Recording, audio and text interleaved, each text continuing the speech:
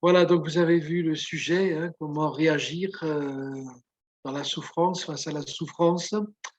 On va lire un texte dans le livre de Job, parce que je crois que dans la parole de Dieu, à part le Seigneur Jésus lui-même, mais celui que nous trouvons qui a le plus souffert, c'est bien Job. Et si on compare nos souffrances à nous aux siennes, on se dit, c'est vrai que Seigneur, que il y a plus que ce que je peux subir moi-même comme souffrance physique, mais aussi comme souffrance morale. Donc, on va lire juste un passage, parce qu'on pourrait lire tout le livre de Job. C'est dans le chapitre 7, versets 17 à 21. Qu'est-ce que l'homme pour que tu fasses tant de cas de lui, pour que tu lui portes tant d'attention, pour que tu le visites tous les matins, pour que tu le mettes à l'épreuve à chaque instant? Quand cesseras-tu de me fixer du regard? Quand me laisseras-tu le temps d'avaler ma salive? Si j'ai péché, qu'ai-je pu te faire, gardien des hommes? Pourquoi m'as-tu pris pour cible? Pourquoi te serais-je à charge? Pourquoi ne pardonnes-tu pas ma transgression et n'oublies-tu pas ma faute? En effet, je vais bientôt me coucher dans la poussière. Tu auras beau me chercher de bon matin, je ne serai plus là. Amen. Dans le livre de Job, on voit Job qui s'adresse à ses amis et puis ensuite qui s'adresse à Dieu. Et il pose des questions dans ce texte en particulier qui peuvent monter de nos cœurs aussi quand nous passons par la souffrance. C'est pas interdit de poser des questions, c'est pas interdit de poser des questions à Dieu. L'important, c'est de savoir à qui nous nous adressons, de savoir que le Seigneur nous entend et que le Seigneur est désireux de nous répondre aussi et de, si c'est nécessaire, de nous faire comprendre les choses. Et quand on est dans la souffrance, c'est vrai que comme pour Job, il y a souvent beaucoup d'incompréhension, mais pourquoi? Pourquoi moi? Pourquoi Seigneur? Pourquoi est-ce que tu permets? Pourquoi est-ce que tu tardes à répondre? Pourquoi est-ce que j'ai l'impression que les choses empirent quand je te demande de me secourir, de me délivrer, de me bénir? On peut aussi être plein d'amertume à cause justement de ces situations où on a l'impression que Dieu n'entend pas. Je vous rassure tout de suite, Dieu entend toujours. C'est peut-être nous qui ne l'entendons pas, c'est peut-être nous parfois qui ne l'écoutons pas non plus, qui n'avons pas une oreille assez attentive, assez exercée pour entendre sa voix. Ça peut nous conduire même jusqu'à la révolte. Et il y en a beaucoup qui se révoltent dans la souffrance. Je voudrais vous rappeler que quand nous nous sommes engagés avec Dieu, le Seigneur ne nous a pas dit que toute souffrance nous serait épargnée, mais il a fait une promesse que nous rappelons souvent, je suis avec vous tous les jours jusqu'à la fin du monde. Et comme je le disais dimanche matin à Muret, il y a ce petit cœur qui nous disait, tiens bon, sois fort, tiens bon, le Seigneur est avec toi. Alors tiens bon, mon frère, ma sœur, si tu passes actuellement par la souffrance, qu'elle soit physique, qu'elle soit morale ou même spirituelle, tiens bon. Le Seigneur est capable de te tenir debout. Sa parole nous l'atteste et nous en avons fait l'expérience bien souvent. Quand nous sommes tombés, il nous a relevés. Quand nous ne savions plus comment réagir, il nous a inspirés. Quand nous doutions, il a fortifié notre foi. Alléluia. Amen. C'est vrai que toutes ces questions-là, et dans tous les chapitres qui suivent, bien Job, il exprime sa souffrance. Mais il y a un texte où il dit quelque chose d'extraordinaire, malgré la souffrance, malgré ces questions, malgré ces incompréhensions. C'est au chapitre 19 et au verset 25. Il dit, je sais que mon Rédempteur est vivant et qu'il se lèvera le dernier sur la terre. Amen. Alors moi, je vous invite les uns et les autres à redire cette affirmation, à affirmer par la foi cette réalité. Je sais que mon Rédempteur est vivant. Et je sais, pour le traduire autrement, qu'il aura le dernier mot, qu'il y a toujours de l'espoir en lui, qu'il y a toujours une solution en lui, qu'il y a toujours un espoir de changement la situation n'est pas désespérée. Le Seigneur nous a fait des promesses et il tient ses promesses. Il accomplit sa parole dans nos vies. Ce ne sont pas des slogans, c'est une réalité. Pour les uns, ça ne fait pas très longtemps que vous connaissez le Seigneur. Pour d'autres, ça fait des décennies. Mais c'est vrai que si nous sommes là encore aujourd'hui, c'est une preuve de la fidélité du Seigneur. Peut-être que plus d'une fois, nous avons eu envie de lâcher la partie, nous avons eu envie de lâcher sa main, nous avons eu envie d'abandonner le combat, mais nous sommes là, c'est par sa grâce. Amen. Et tout sera toujours par sa grâce. Et ce récit va jusqu'au chapitre 42 où Job reconnaît que, eh bien oui, il a parlé de choses qui le dépassaient et qu'il ne comprenait pas tout le temps. Et ce qu'il a fait, c'est une attitude qui va déclencher le secours de Dieu, qui va déclencher la réponse de Dieu. Vous savez, quand il est écrit « Approchez-vous de Dieu et Dieu s'approchera de vous », je ne sais plus si c'est à vous, au mur et toi, que je disais ça, mais euh, c'est, on pourrait dire, mais Dieu, c'est lui le premier qui a fait le premier pas. Mais quand il est dit approchez-vous de Dieu et Dieu s'approchera de vous, ça veut aussi dire que quand je m'approche de Dieu, je me rends compte qu'il est déjà proche de moi.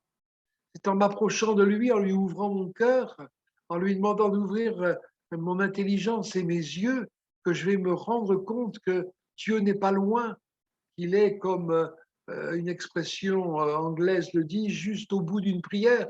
Il me suffit de tendre la main et je touche le Seigneur. Et j'ai entendu un témoignage dernièrement où la personne disait, j'avais l'impression de toucher le Seigneur. Et c'est vrai que Dieu est à côté de nous et nous pouvons le toucher, comme cette femme à la perte de sang qui est venue par derrière et qui a dit, si je peux seulement toucher son vêtement, je serai guéri de mon mal. Et c'est ce qui s'est produit. Alléluia. Dieu est tout-puissant. Il est vraiment tout-puissant. Il n'y a rien qu'il ne puisse faire. Quand les hommes ont décrété qu'il n'y avait plus rien à faire, Dieu est là et il est encore capable d'agir. Il est celui qui a créé la vie. Il est celui qui est capable de recréer même des organes, des membres que nous n'avons plus. Il est capable d'enlever le mal jusqu'au plus profond, soit de notre corps, soit de notre cœur. Il est vraiment le Tout-Puissant. Ce n'est pas seulement un attribut de Dieu, ce n'est pas seulement un nom qu'on peut lui donner, mais il est le Tout-Puissant. C'est une vérité et sa puissance, il la déploie. C'est ce qui est formidable, non pas pour nous écraser, pour dire ben moi je suis fort et toi qu'est-ce que tu es, mais il la déploie pour nous relever, pour nous secourir, pour nous faire du bien, pour nous arracher de nos ténèbres, de nos souffrances, de nos difficultés. Et il est celui qui a déployé cette toute-puissance à la croix. Et quand nous nous confions dans le sacrifice de Jésus à la croix, nous savons qu'à cause de cela, tout est devenu possible parce que Jésus l'a dit, tout est accompli. Alléluia. Alors, rappelons-nous avec Job, bien sûr, que l'homme est limité dans sa compréhension des choses de Dieu. Acceptons-le simplement. Il y en a qui disent, moi j'ai tout compris. Ben, tant mieux si c'est vrai, mais quelque part j'en doute parce qu'il y a encore des choses à découvrir, il y a encore des choses à connaître, il y a encore des choses pour lesquelles j'ai besoin d'une explication. Alors merci Seigneur pour ceux qui étudient d'une manière particulière la parole de Dieu. On est tous appelés à l'étudier. Et certains sont versés dans le grec, dans l'hébreu, dans comment dire, les termes. Ils savent bien nous expliquer les choses.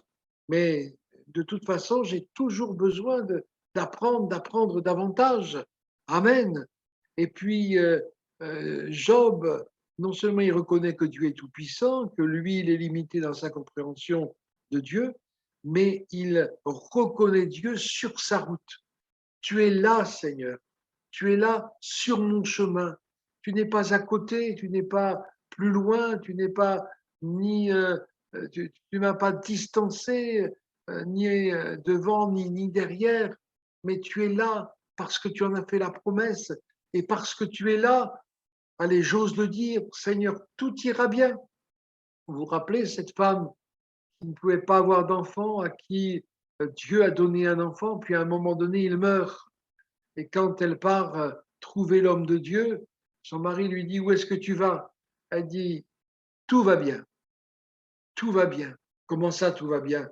Son enfant est mort. Est-ce que c'est un mensonge? Non, parce que dans le temps du verbe qui est employé dans cette expression, tout va bien, ça veut dire je sais que tout ira bien. Donc je peux déjà dire tout va bien. Vous savez, Hébreu 11, la foi est une ferme assurance des choses qu'on espère, une démonstration de celles qu'on ne voit pas. Donc quand cette femme, elle dit tout va bien, elle démontre qu'elle croit que les choses vont s'arranger. Elle ne sait pas comment, même à l'homme de Dieu, elle dit, mais pourquoi j'ai pas demandé d'enfant, et puis maintenant il meurt, mais ne trompe pas ta servante. Et puis, bon, ben, le Seigneur la console et le Seigneur lui rend son enfant. Alléluia. Reconnaissons Dieu sur notre route. Reconnais Dieu dans toutes tes voies et il aplanira tes sentiers. Amen. Et puis, comme je disais tout à l'heure, dans ce chapitre 42, on voit Job. On pourrait dire, mais Job, Dieu le citait en exemple. Donc, c'était un homme formidable. Mais même s'il était formidable, il a éprouvé le besoin de se repentir. Parce que Seigneur, celui qui est le seul qui est parfait, le seul qui est formidable, c'est toi, Seigneur. Et moi, peut-être que j'ai dit des choses d'une manière inconsidérée, peut-être que j'ai dit ou fait des choses qui étaient le résultat de mon orgueil, peut-être, Seigneur, qu'il y a des choses que je n'ai pas comprises et puis j'ai fait comme si je les avais comprises. Peut-être que, alors Seigneur, oui, comme Job, je veux me repentir aussi. J'ai noté un texte de Jérémie, c'est au chapitre 12, les 4 premiers versets, Jérémie 12, où il dit, tu es trop juste, Éternel, pour que je lance des accusations contre toi. Je veux néanmoins parler de justice avec toi. Pourquoi la voie des méchants conduit-elle au succès? Pourquoi, pourquoi tous les traîtres vivent-ils en paix? Tu les as plantés, ils ont donc pris racine, ils vont bien, ils produisent donc du fruit. Tu es près de leur bouche, mais éloigné de ce qu'ils sont. Et toi, Éternel, tu me connais, tu me vois, tu examines mon cœur. Il est avec toi. Réserve-les comme des brebis qu'on doit égorger et mets-les à part pour le jour du carnage. Jusqu'à quand le pays sera-t-il endeuillé et l'herbe de tous les champs sera-t-elle desséchée? À cause de la méchanceté de ses habitants, les bêtes et les oiseaux disparaissent. Ils disent, il ne verra pas notre fin. Oui, il n'y a pas que Job qui se posait des questions. Et c'est vrai que quand on voit certains qui font n'importe quoi, qui, euh, euh, qui manifestent leur violence, leur méchanceté, leur mépris, on se dit, ben, comme ces hommes de la Bible, mais pourquoi, Seigneur? Il y a un psaume que j'aime beaucoup et qui nous donne quelque part la réponse à cette question. Donc le psalmiste se pose ces mêmes questions. Pourquoi le méchant prospère-t-il? Et pourquoi le juste est-il dans l'épreuve? Et il dit au verset 16 et 17, psaume 73, quand j'ai réfléchi pour comprendre cela, la difficulté a été grande à mes yeux, jusqu'au moment où je suis entré dans les sanctuaires de Dieu et où j'ai prêté attention au sort final des méchants. Avant de venir devant toi, avant de venir dans ton intimité, avant de connaître ton intimité, Seigneur, je me posais toutes ces questions et je n'avais pas de réponse. Ça ne veut pas dire qu'on va avoir réponse à toutes nos questions, mais cela veut dire que quand on entre dans les sanctuaires de Dieu, quand on entre dans son intimité, quand on vit à ses côtés, eh bien, ce n'est plus une difficulté, ce n'est plus une source d'amertume, comme je le disais tout à l'heure, ce n'est plus un prétexte pour lâcher la main du Seigneur. Mais je dis, Seigneur, peut-être qu'il y a des choses que je vais comprendre, et merci pour cela, mais peut-être et sans doute qu'il y aura d'autres choses que je ne comprendrai jamais. Et merci pour cela aussi, Seigneur, parce que tu m'as demandé de marcher non pas par la vue, mais par la foi. Et je veux continuer à marcher par la foi. Je veux continuer à me confier en toi, malgré les souffrances, ou même au milieu de la souffrance. Et vous savez, dans le livre de Job, il est dit que le Seigneur reprend l'homme sur sa couche, il l'avertit par la souffrance. C'est vrai qu'il y a, si nous n'avions pas la sensation de la souffrance, il y avait, je vous en ai peut-être rendu témoignage, il y a, dans une famille, un enfant qui était né sans le sentiment de la douleur, sans la sensation de douleur. Et c'était dangereux pour lui. Ils s'en sont rendus compte quand il avait quelques années et qu'il s'était cassé la jambe, mais il ne ressentait rien. Le Seigneur l'a guéri et lui a permis, c'est peut-être bizarre à dire, mais il lui a permis de sentir la douleur. Mais si nous ne sentions pas la douleur, nous mettrions notre main dans le feu et nous nous brûlerions. Et puis, peut-être que nous nous consumerions complètement. Si, quand on se fait mal, on ne ressentait pas de douleur, mais on continuerait à se faire mal. Mais Seigneur, merci parce que non seulement tu as mis cette sensation physique ou morale, mais tu es capable aussi de nous délivrer de toutes nos souffrances, de toutes nos douleurs. Oh, je pourrais parler longtemps sans épuiser le sujet et sans faire tout le tour de la question, mais mes frères, mes sœurs, ce soir, je vais vous exhorter à réagir de la bonne manière au milieu des souffrances, quelle qu'elle soit, quelle qu'en soit l'origine, quelle qu'en soit l'intensité, quelle qu'en soit la durée, de réagir de la bonne manière, c'est-à-dire de placer votre foi dans le Seigneur. Plaçons, parce que je me mets dans l'eau aussi, notre foi dans le Seigneur. Gardons notre main dans la sienne. Continuons à l'aimer, lui qui nous a tant aimés, qui nous a donné Jésus, qui est mort pour nous sur la croix. Continuons à le suivre, continuons à croire que tout ce qu'il dit dans sa parole, c'est pour nous et qu'il peut faire aussi infiniment au-delà de tout ce que nous pouvons lui demander ou même penser. Amen. Amen. Seigneur, c'est vrai qu'il y a des souffrances dans ce monde.